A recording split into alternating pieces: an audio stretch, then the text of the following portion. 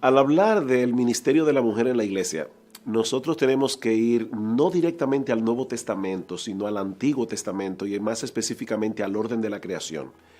Dios hizo al hombre varón y hembra, a su imagen y semejanza. Eso quiere decir que Dios tenía la intención de que el hombre lo representara en la tierra. Nosotros sabemos por las Escrituras que en la Trinidad hay un orden. Está Dios el Padre, Dios el Hijo, Dios el Espíritu Santo.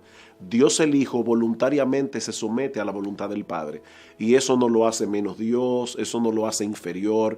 Cuando Dios crea la sociedad humana, Él la crea con esa estructura de autoridad y pone al hombre como cabeza. Cuando hablamos de la mujer como pastora, en 1 Timoteo capítulo 2, el apóstol Pablo dice claramente que él no permite que la mujer asuma ese papel, precisamente porque estaría violentando ese orden estructural que Dios creó para la sociedad humana, cómo debería funcionar el hogar, cómo debería funcionar la sociedad y cómo debe funcionar la iglesia.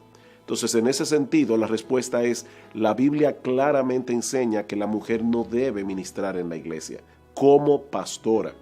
Ahora bien, primero tenemos que remachar el hecho, resaltar el hecho de que eso no hace a la mujer inferior al hombre, en el mismo sentido en que el hijo, como decíamos hace un momento, no es inferior al padre. Eso dice 1 Corintios capítulo 11. El padre es la cabeza del hijo, el hombre es cabeza de la mujer. Si hubiera alguna inferioridad en esto, tendríamos entonces que decir que Dios el hijo es menos Dios que Dios el Padre. Por otro lado, yo creo que cuando se plantea esta pregunta, generalmente las personas piensan en lo que la mujer no puede hacer. Pero tal vez deberíamos ser más positivos y preguntarnos cuántas cosas puede la mujer hacer en la iglesia. Porque la mujer tiene un papel importante en la vida y ministerio de la iglesia local. El hecho de que nosotros no permitamos que una mujer sea pastora en la iglesia no quiere decir que la estamos anulando.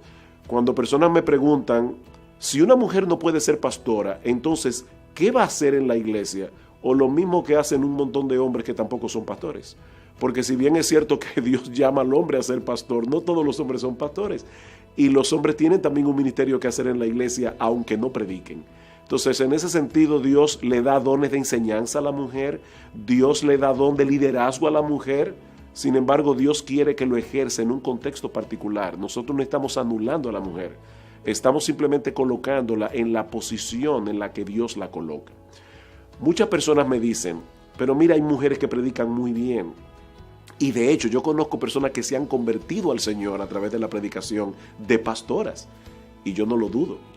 Pero por el hecho de que Dios en su soberanía haga cosas como estas, no quiere decir necesariamente que Él apruebe tal cosa. Y yo voy a poner un ejemplo aquí.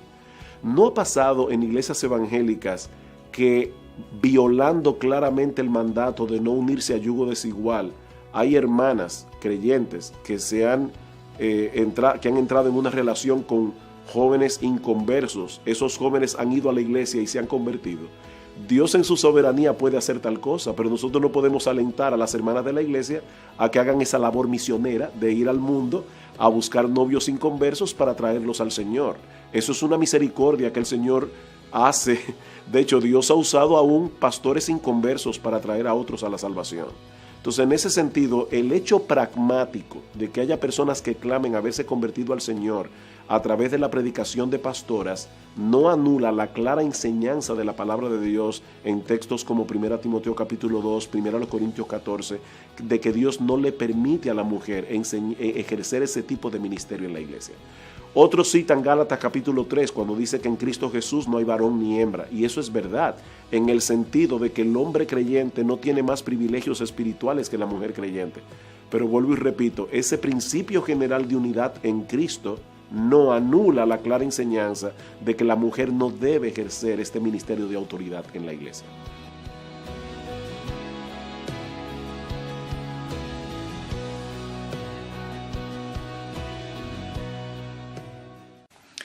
Shalom.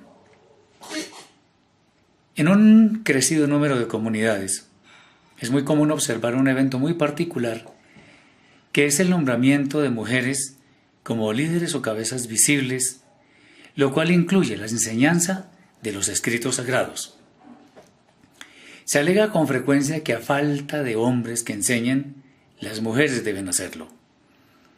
O simplemente la condición como esposas de los pastores las convierte automáticamente a ellas en pastoras. Sin embargo, al buscar en los escritos sagrados los indicios que deberían conducir a este modus operandi en dichas congregaciones, parece que no encontramos ningún sustento.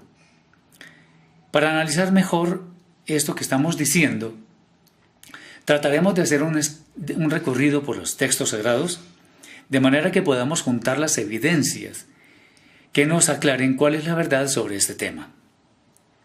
Vamos a nombrar mujeres que claramente se podría afirmar que estuvieron en eminencia. Una de ellas es Atalía. Fue una mujer muy mala, perversa, por cierto, que usurpó el trono de los reyes de Israel. O sea que lo tomó a la fuerza. Y además quiso exterminar la estirpe real. De ella descendería el Mashiach. Por supuesto, su muerte fue ignominiosa y el reinado de la descendencia de David fue restaurado. Otra fue Débora, en el tiempo de los jueces.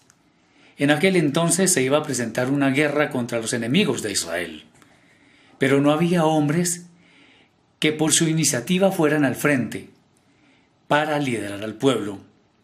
Por esta razón los mismos hombres, llamaron a Débora, quien en ninguna manera sugirió que ella debía ser la cabeza visible del pueblo de Israel.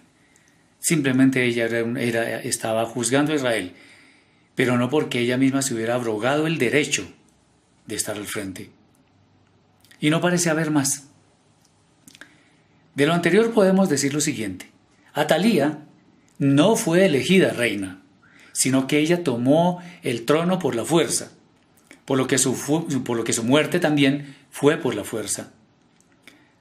De manera que esta mujer está lejos de ser un modelo para el supuesto liderazgo de las mujeres en las congregaciones.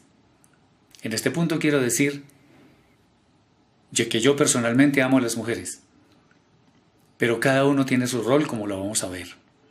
Esto no tiene que ver con machismo ni con cosas similares. Sigamos.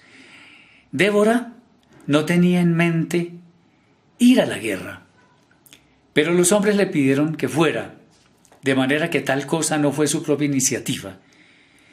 Esto tampoco respalda adecuadamente el liderazgo femenino, aunque ella juzgaba a Israel, por supuesto, porque eso fue dado por el Eterno, sino que ello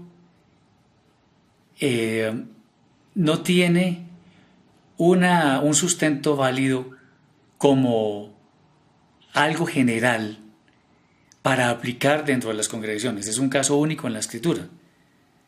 Y recordemos que existe una regla de oro, y es que por mínimo 2 testigos se debe dirimir cualquier caso.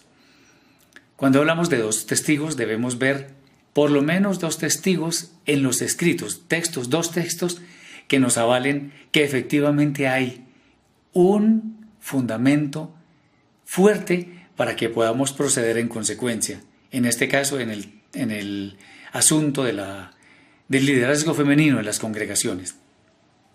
Bueno, pero es bueno mencionar otras mujeres que fueron muy conocidas en la Escritura y que de pronto nos podrían dar alguna idea sobre el famoso liderazgo. Si de ellas hay algún ejemplo que podamos sacar para esto que estamos hablando, podríamos hacer una discusión bien interesante sobre el tema. Vamos a mirar qué mujeres fueron. Sara, la esposa de Abraham, fue una mujer virtuosa que toda su vida estuvo sometida a Abraham, su esposo. Otra mujer virtuosa, Rivka, también Rebeca, también estuvo sometida a su esposo Isaac. Haná, la madre de Shmuel, ella se sometió a su esposo y también al juez Elí, quien le dio el consejo de que orara y después le dijo que le sería concedido conforme a los deseos de su corazón. Ruth se sometió a su suegra Naomi y después a su esposo Boaz. Esther, una mujer virtuosa 100%, se sometió al rey Ahasverosh, al que llaman Asuero, y también a su primo Mordejai. Las hijas de Zelofhad también se sometieron a las instrucciones de Moshe. Estamos viendo una cantidad de mujeres que se sometieron, mujeres virtuosas, que se sometieron a las autoridades. Pero no vemos que ninguna de ellas haya tenido un liderazgo. Vamos a ver otras que tienen unas condiciones un poquito diferentes, unas características diferentes. Una de ellas es Isabel, o sea, Jezabel, quien constantemente manipuló a su esposo, el rey Ahab, llevándolo a cometer asesinatos y robos y a tratar incluso de asesinar al profeta Eliyahu, el profeta Elías. Y como dicen los textos sagrados, su carne fue comida por los perros cuando murió. Más mal no podría irle. Y no vemos a ninguna de estas mujeres, incluida Jezabel, como líderes en una congregación. Esto no lo vemos por ningún lado. ¿De dónde salen entonces tantas mujeres cabezas de comunidades? Por supuesto, por una razón, por la equivocada interpretación de las Escrituras, especialmente por desconocimiento del trasfondo hebreo de las mismas. Pero si los ejemplos que hemos dado no son claros, podemos ver sin ningún esfuerzo de nuestra parte que siempre el liderazgo ha estado en cabeza de los varones. ¿Quién es? El varón es cabeza de la mujer, como lo dice el apóstol Pablo, como está escrito en textos como 1 Corintios capítulo 11 versículo 3 y Efesios capítulo 5 versículo 23. Ahí está claro, eso no exige ninguna explicación adicional. Cuando el Eterno habló de reyes, se refirió a hombres, no a mujeres. Y no pensemos que esto es machismo, como ya lo habíamos dicho, sino una asignación muy sabia por parte del Santo de los Santos, quien estableció unos roles muy específicos para el hombre y para la mujer. Si la enseñanza se le estableció al hombre, es porque la mujer tiene otros papeles que cumplir. Acordémonos que el hombre, cuando fue creado, no encontró ayuda idónea para él, y el Eterno creó a la mujer. La mujer es la compañera idónea, pero no es competencia para el varón, ni el varón es competencia para la mujer. Son roles que se complementan, de tal manera que lo que el hombre no puede hacer, lo hace la mujer. Y no estamos hablando de la enseñanza, estamos hablando de que el hombre materialmente no puede hacer cosas y por lo tanto la mujer sí las hace. Por ejemplo, el hombre no puede engendrar hijos en su vientre, la mujer sí lo puede hacer. Y muchas otras cosas más. La enseñanza le ha sido conferida al varón, como se pueden ver en muchos textos bíblicos. No obstante, existe un texto concluyente que lo vamos a ver. Es 1 Timoteo capítulo 2 versículos 11 al 15 y dice así: la mujer aprenda oyendo en toda sujeción. Interesante el versículo 12 lo que dice: porque no permito a la mujer enseñar, ni ejercer dominio sobre el hombre, sino aprender de él en silencio. Porque Adán fue creado primero, después Eva. Y Adán no fue engañado, sino que la mujer, siendo engañada, quebrantó la ley. Pero será preservada de transgredir otra vez, ocupándose de los hijos que engendrare, si permaneciera en fe, obediente, amor y santificación con recato. Qué interesante. No permito a la mujer enseñar. Y esto es algo que está solamente en el Nuevo Testamento. En el Antiguo Testamento no existe tal enseñanza. Pero está en el Nuevo Testamento. En el Antiguo Testamento está implícitamente.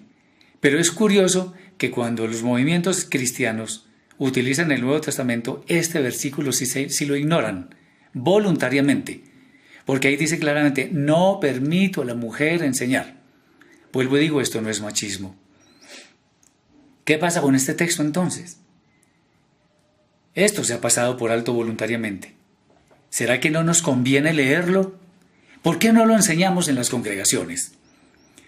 ¿Por qué no lo obedecemos entonces? Que existan pastoras nos muestra una flagrante violación de lo que estamos comentando en este momento. Esto no está ordenado, que existan pastoras. Esto se llama rebelión, porque conscientemente se está decidiendo ir en otra dirección de lo que el Eterno ha ordenado. El Nuevo Testamento nos dice claramente qué deben hacer las mujeres, especialmente las ancianas: guiar a las más jóvenes en lo que les toca, como en su papel de mujeres. ¿Cuánta falta nos hace someternos al orden natural establecido por el Eterno en las Escrituras? ¿Cuánta falta nos hace que el Eterno derrame su bendición sobre nosotros? Pero para esto tenemos que someternos a sus designios. ¿Cuánta necesidad tenemos de ser humildes, como lo fue nuestro gran maestro, el rabino y Yeshua de Nazaret? Espero que este comentario te haya edificado. Mi correo, como siempre, es hgarciao@hotmail.com para cualquier inquietud, cualquier duda o cualquier pregunta. Shalom.